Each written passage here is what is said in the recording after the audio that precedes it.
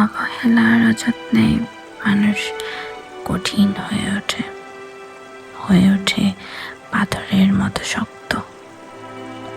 যে মানুষটার হৃদয় নরম তুলতুলে, সহজে মানুষকে আপন করে তোলে, সহজে সবার সাথে মিশতে পারে, অবহেলা আর অযত্নে সেও হয়ে ওঠে কঠিন হৃদয়ের।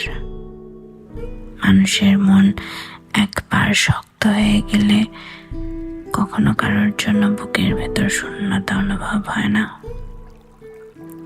থাকে না কোনো প্রকার পিছুটান, মনে থাকে না কে ছিল কখন তার আপনজন, থাকে না কখন অবহেলা পেয়ে কার কাছ থেকে বিতাড়িত হয়েছে, কখন বা হয়েছে অবহেলিত। অবহেলা অযত্নের মতো পরিস্থিতি একবার সামলে নিতে পারলে মানুষ যাকে অপেক্ষায় রাখত তাকে উপেক্ষায়ও রাখে না। মানুষ এতটাই আত্মবিশ্বাসী হয়ে ওঠে যে তখন আর তাকে কোনো অবহেলা ভাঙতে পারে না, করতে পারে না কোনো অযত্নে মন খারাপ।